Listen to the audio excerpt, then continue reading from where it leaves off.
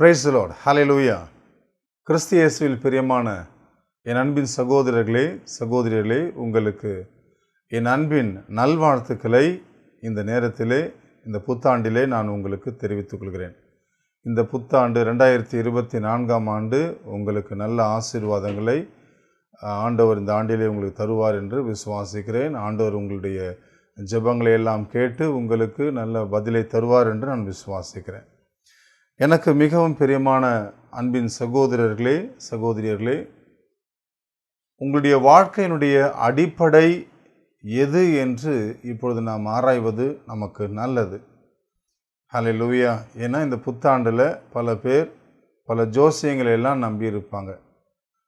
எண்ணிக்கைகளை, நம்பர்ஸ் என்ன அந்த ஜோசியம் இருக்குது பார்த்தீங்களா, அது மேலாம் ஒரு நம்பிக்கை வச்சுருப்பாங்க.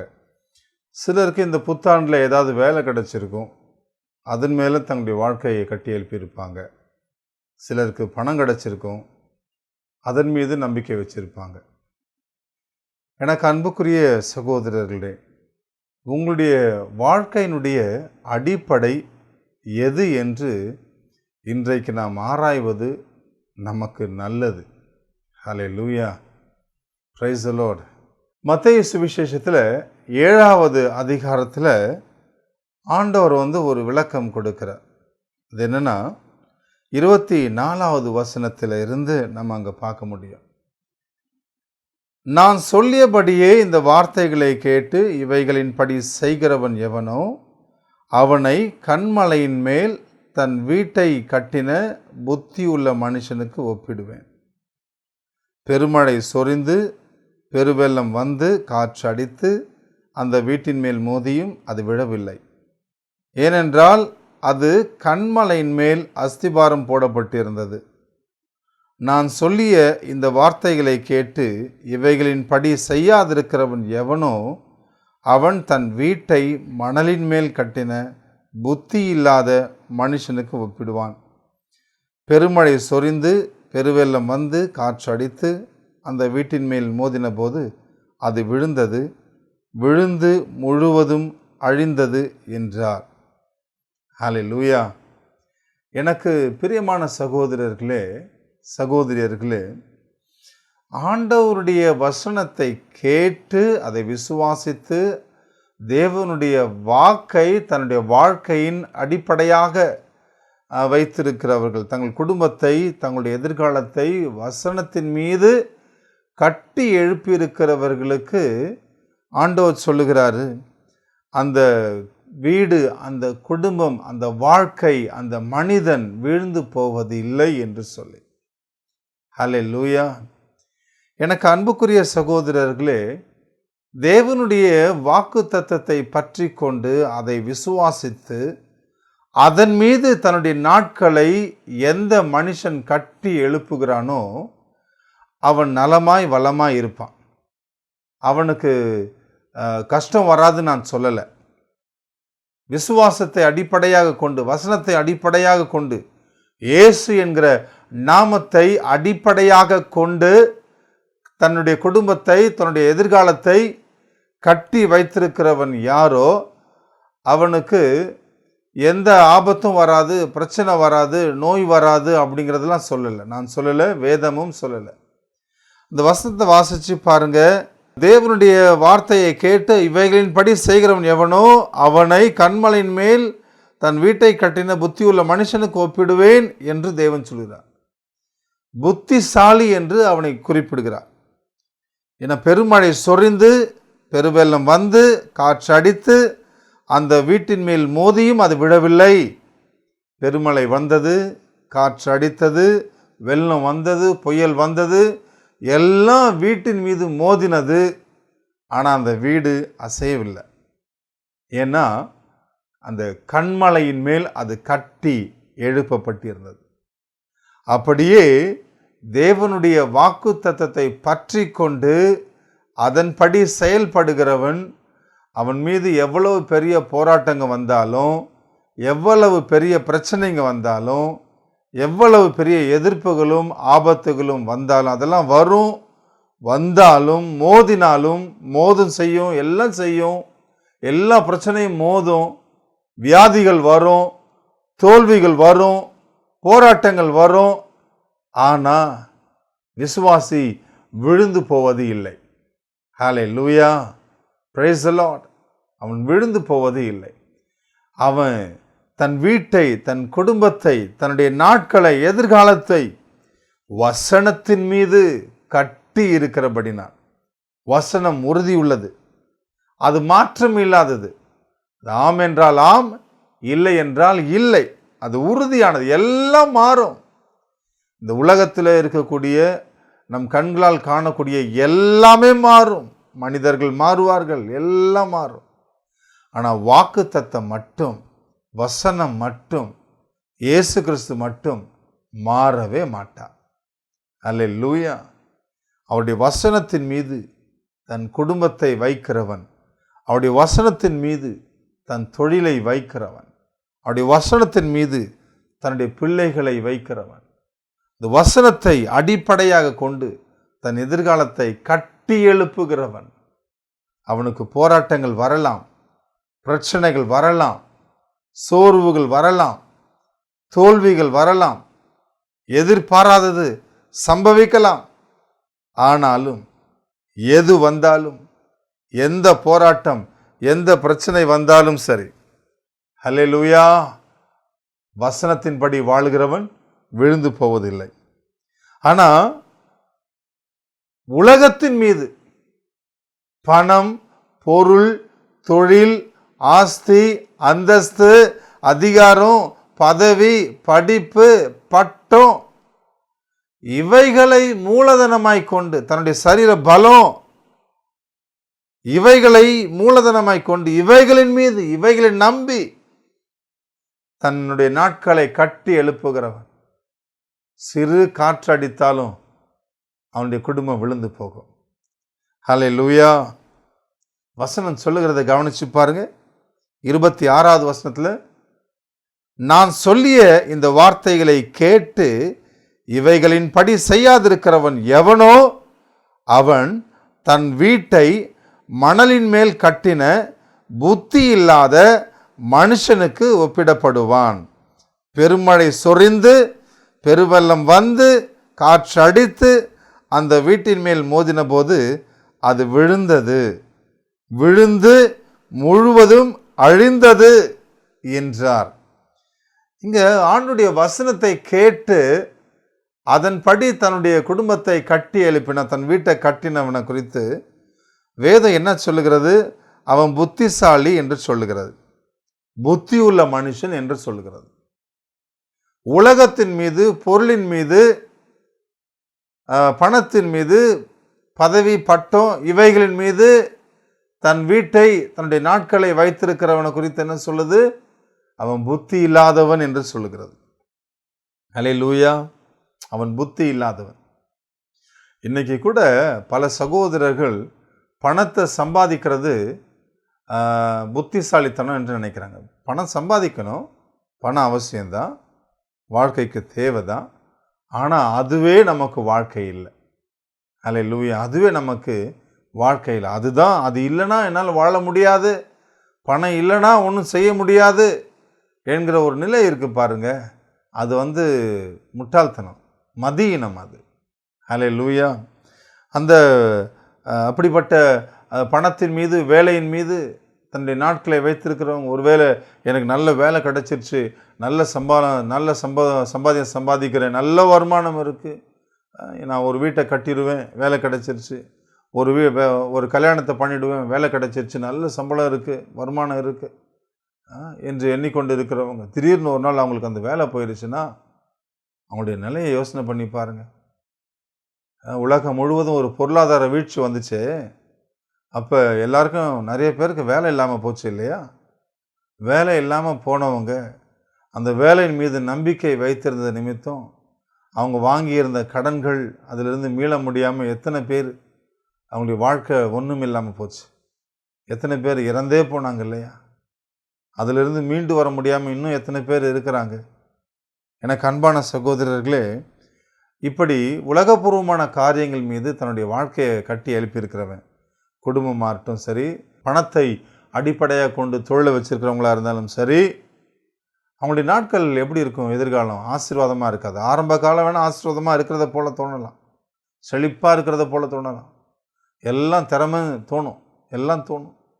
சிலர் சொல்லுவாங்க, நான் நல்ல ஆரோக்கியமாக இருக்கேன், நல்ல பலமாக இருக்கேன், என் வாழ்நாள் எல்லாம் நான் பலமாக இருக்கிறபடினால நான் யாரிடத்துலையும் போய் நிற்க போகிறது இல்லைன்னு சொல்லுவாங்க.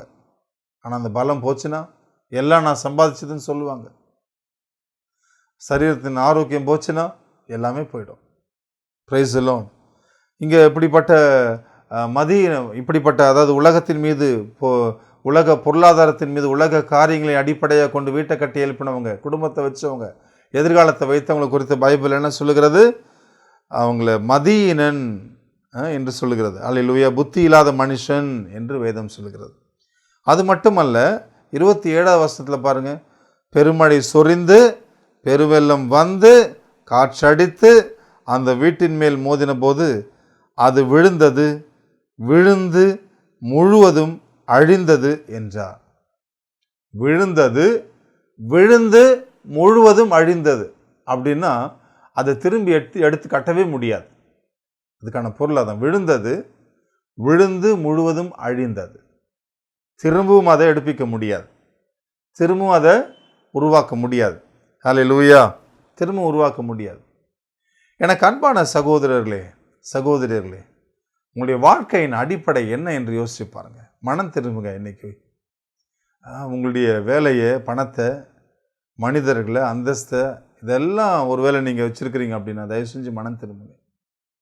ஹல்லேலூயா. தயவுசெய்து மனம் திரும்புங்க. நான் ஊழியத்தில் ஆரம்ப காலத்தில் நான் வந்தபோது எல்லாரும் என்னை பார்த்து கேட்ட கேள்வி என்ன தெரியுங்களா? சாப்பாட்டுக்கு என்ன போகணுன்னு கேட்டாங்க. சாப்பாட்டுக்கு என்ன செய்வ, குடும்பத்துக்கு என்ன செய்வ, பணத்துக்கு என்ன செய்வ, பணம் இல்லைன்னா ஒன்றும் செய்ய முடியாது அப்படின்னு சொன்னாங்க. ஹல்லேலூயா. ஒரே ஒரு விஷயந்தான் எனக்கு, கர்த்தர் என் மேய்ப்பராக இருக்கிறார், நான் தாழ்ச்சி அடையேன். அதுதான் என் விசுவாசமாக இருந்தது. இன்றைக்கி கூட ஏதாவது தேவை இருக்குது அப்படின்னா, கர்த்தர் என் மேய்ப்பராக இருக்கிறார், நான் தாழ்ச்சி அடையேன். அவர் என்னை புல்லுள்ள இடங்களில் மேய்த்து அமர்ந்த தண்ணீர்கள் அண்டையில் கொண்டு விடுவார். ஹல்லேலூயா. இதுதான் எனக்கு அன்பானவங்களே. விசுவாசத்தை அறிக்கை செய்யணும். பிரச்சனை வரும்போது விசுவாசத்தை அறிக்கை பண்ணணும், வசனத்தை சொல்லணும். இது யாரால் சொல்ல முடியும்? வசனத்தை அடிப்படையாக வாழ்கிற ஒரு மனுஷனால தான் சொல்ல முடியும். ஹல்லேலூயா. இன்னும் சிலருக்கு பார்த்தீங்கன்னா, இந்த பொருள் ஆசை, பணத்தின் மீது ஒரு ஆசை, உலக காரியங்கள் மீது ஒரு ஆசை, புகழ் பெற வேண்டும் என்று ஒரு ஆசை, எல்லாராலும் மதிக்கப்பட வேண்டும் என்று ஒரு ஆசை, இப்படி நிறையா இருக்குது. நிறைய சேர்த்து வைக்கணும் அப்படிங்கிற ஆசை இருக்குது. சேமித்து வைக்கிறதுங்கிற தப்பு இல்லை. ஆனால் அதன் மீது ஒரு ஆசை வந்து சேமிப்பின் மீது அதுதான் என்னுடைய எதிர்காலம் சொல்லி ஒரு நம்பிக்கை வச்சு சேமிக்கிறோம் பார்த்தீங்களா? அதுதான் தப்பு. அதுதான் சேமிக்கிறது தப்பே கிடையாது. சேர்த்து வைங்க. பணத்தை வீணாக செலவழிக்காம அதை செலவழிப்பதற்கு வேண்டிய ஞானம் நமக்கு வேணும். ஹல்லேலூயா. வீணாக செலவழிக்கக்கூடாது. சேமிப்பது கூட ஒரு ஞானம்தான். ஆனால் சேமித்த பணத்தின் மீது உங்கள் இருதயம் இருக்கக்கூடாது, சேமித்த பொருளின் மீது உங்கள் இருதயம் இருக்கக்கூடாது. ஏன்னா ஒரு நாள் அது களவாடப்பட்டு விட்டால், ஒரு நாள் அது உங்களை விட்டு போயிருச்சுன்னா உங்களுடைய ஜீவனும் போயிடும், எல்லாமே போயிடும், வாழவே முடியாது. ஹல்லேலூயா. லூக்கா சுவிசேஷம் 12ஆம் அதிகாரத்தில் 15லிருந்து 21 முடிய உள்ள வசனங்களை அங்கே தியானிச்சு பாருங்க.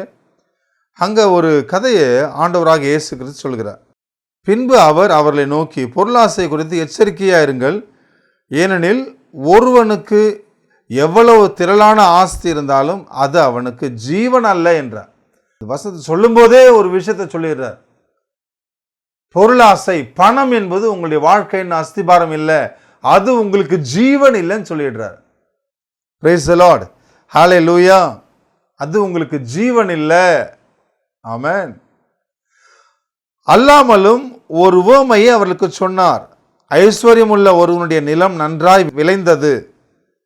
அப்பொழுது அவன், நான் என்ன செய்வேன், என் தானியங்களை சேர்த்து வைக்கிறதற்கு இடமில்லையே, நான் ஒன்று செய்வேன், என் களஞ்சியங்களை இடித்து பெரிதாக கட்டி எனக்கு விளைந்த தானியத்தையும் என் பொருள்களையும் அங்கே சேர்த்து வைத்து, பின்பு ஆத்மாவே, உனக்காக அநேக வருஷங்களுக்கு அநேகம் பொருள்கள் சேர்த்து வைக்கப்பட்டிருக்கிறது, நீ இளைப்பாரி புசித்து குடித்து பூரிப்பாயிரு என்று என் ஆத்மாவோடே சொல்லுவேன் என்று தனக்குள்ளே சிந்தித்து சொல்லி கொண்டான்.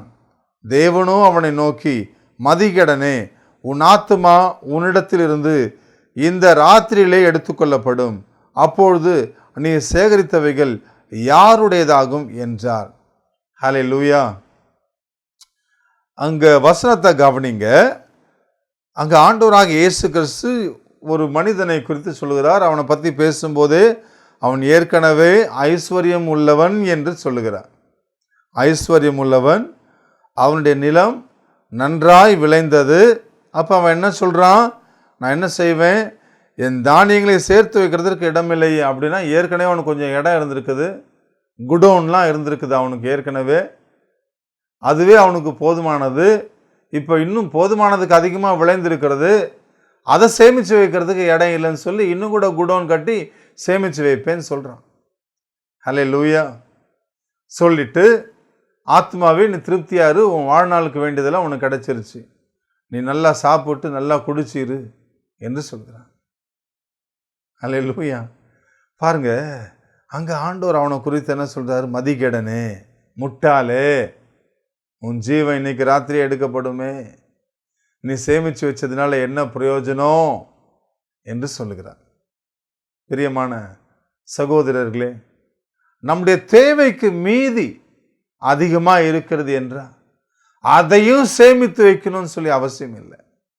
அதையும் நமக்கு எடுத்துக்கணும், அதுவும் நமக்கு தான், அப்படி இல்லை. ஹல்லேலூயா.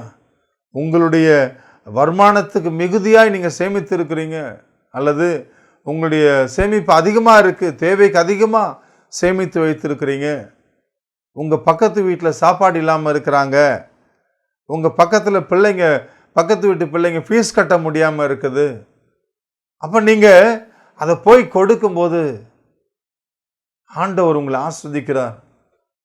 சேமித்து வைத்து திருப்தியாக இருக்கிறதுல மகிழ்ச்சியை விட கொடுக்கும்போது, இல்லாதவர்களுக்கு கொடுக்கும்போது, படிக்க ஃபீஸ் கட்டுற வழி இல்லாமல் அந்த பிள்ளைங்க இருக்கிறாங்களே, நீங்கள் திருப்தியாக இருக்கிறீங்களே, உங்கள் பிள்ளைங்களுக்கு நீங்கள் என்ன சொல்கிறது, ஸ்கூல் ஃபீஸை மொத்தமாகவே வருஷம் கட்டிட்டு இருப்பீங்க, மொத்தமாக கட்டியிருப்பீங்க. நான் இப்போ இந்த வருஷம் என் ஃபீஸ் கட்ட வேண்டியது இல்லை என்ற நிலை உங்களுக்கு இருக்குது. எனக்கு நல்ல வருமானம் இருக்குது, ஆனால் உங்கள் வீட்டுக்கு பக்கத்தில் இருக்கிறவங்க கஷ்டப்படுவாங்க ஃபீஸ் கட்டுறதுக்கு, அடமானம் வைக்கிறதுக்கு நகை கூட இல்லையே என்று சொல்லி ஒரு நிலை இருக்கும் அவங்களுக்கு. அப்போ நீங்கள் என்ன செய்யலாம், முடிந்ததை போய் கொடுக்கும்போது தேவன் அதை பார்க்கிறார். ஹல்லேலூயா. பிரஸ்நேகம் அங்கே வெளிப்படுகிறது. கிறிஸ்தவத்தினுடைய அடிப்படை ஆதாரமே தேவனை அன்பு செய்வதும், முதலாவது தேவனை அன்பு செய்வதும், பிறகு தன்னைத்தான் நேசிக்கிறது போல பிறரை நேசிக்கிறது தானே. ஹல்லேலூயா. அப்போ அதை நம்ம கொடுக்கும்போது நம்முடைய நாட்கள் ஆசீர்வாதமாக இருக்கும்.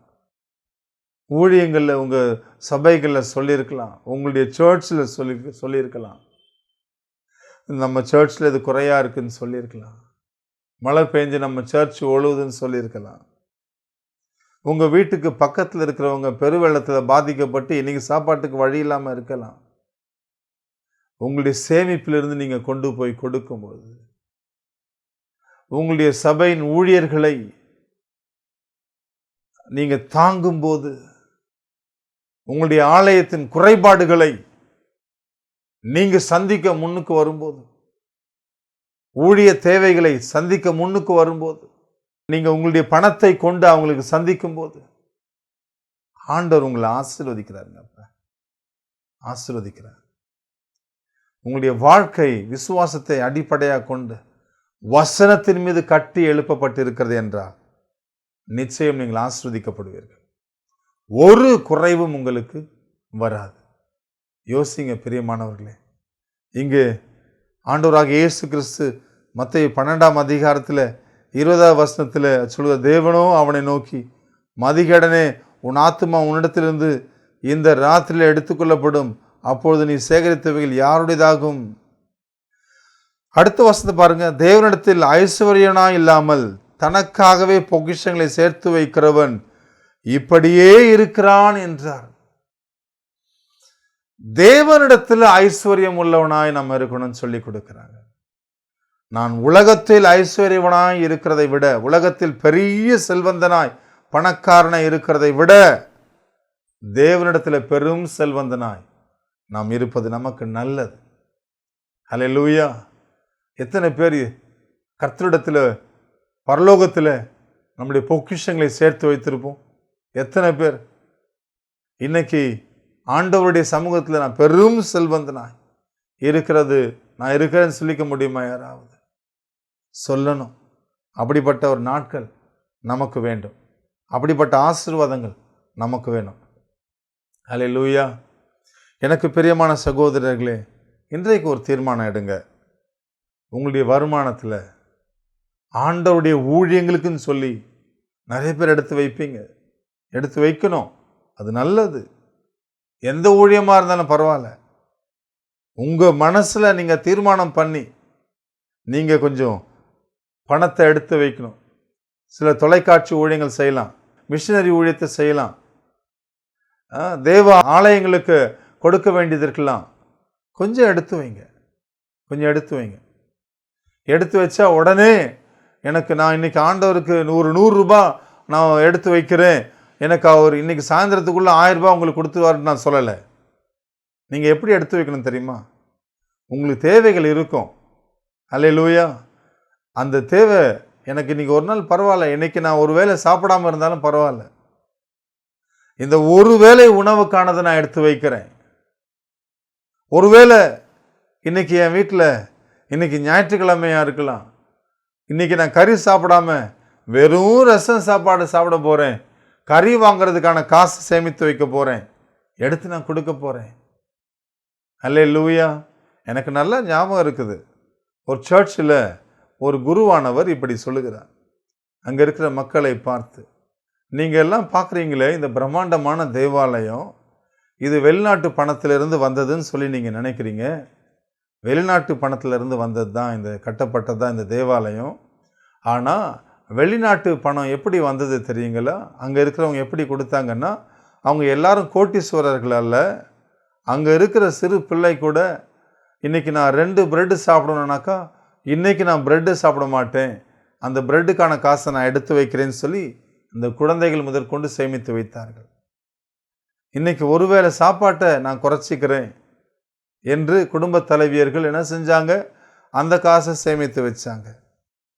இன்னைக்கு நான் காரில் போகாமல் சைக்கிளில் போகிறேன், பெட்ரோல் போடணும், கேஸ் பிடிக்கணும், அந்த காசை நான் சேமித்து வைக்கிறேன்னு சொல்லி அப்படி சிறுக சிறுக சேமித்து அவர்கள் கொடுத்ததுடைய விளைவு இந்த ஆலயம் இவ்வளோ பெரிய பிரம்மாண்டமான ஆலயம் சொல்லி.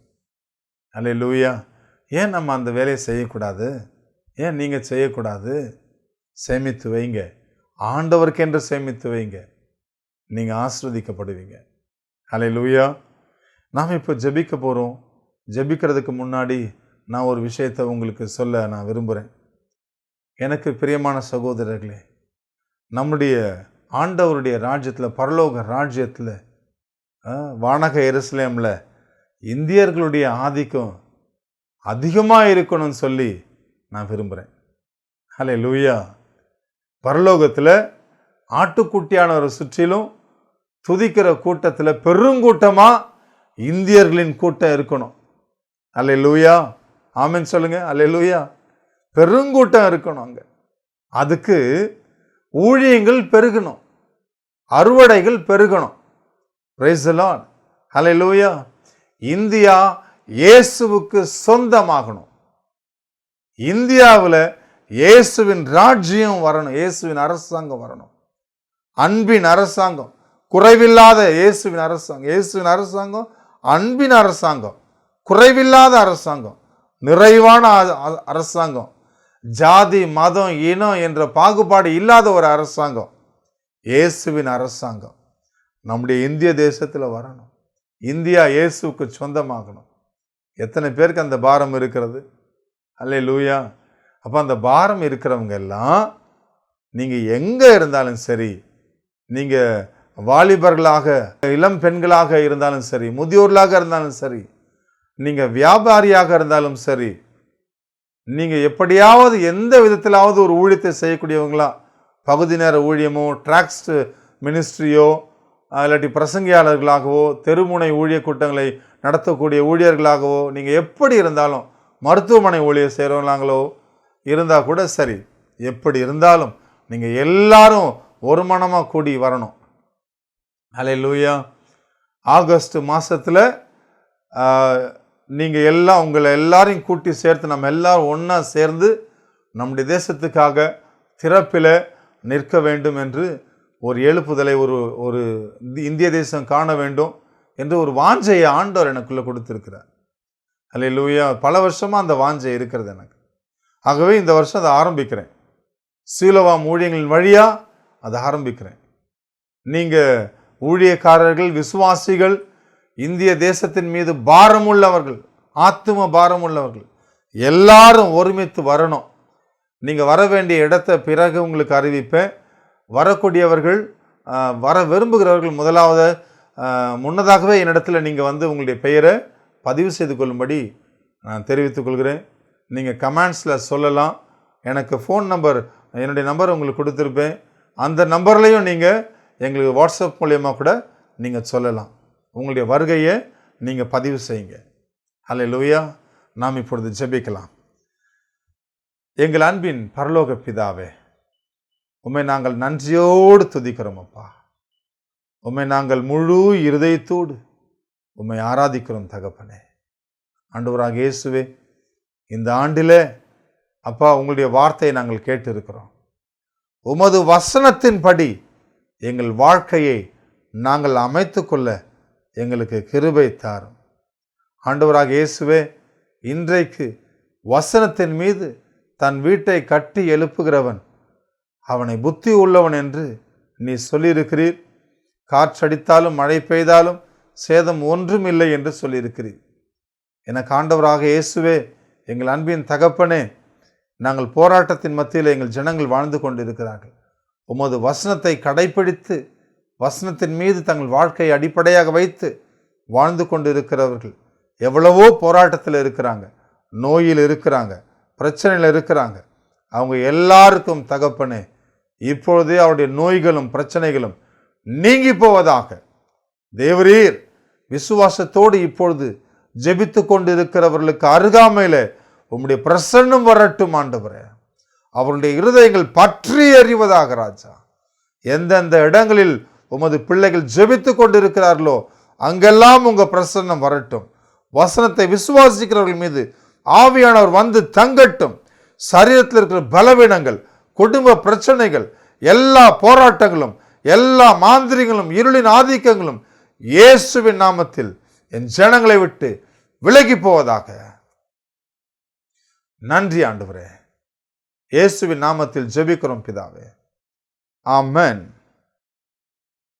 Price the lord. ஹல்லேலூயா. மீண்டும் கடைசியாக உங்களுக்கு சொல்லுகிறேன், ஆகஸ்ட் மாதம் நடைபெற போகிற அந்த கூட்டத்தில் நீங்கள் கலந்து கொள்ள விரும்புனீங்கன்னா நீங்கள் வாட்ஸ்அப்பில் எங்களுக்கு தெரியப்படுத்தலாம். உங்கள் கமெண்ட்ஸ் யூடியூப்பில் நம்ம ஆமென் டிவி அதுலேயும் அந்த கமெண்ட்ஸில் நீங்கள் தெரியப்படுத்தலாம். ஆண்டவர் உங்களை ஆசீர்வதிக்கட்டும். God bless you.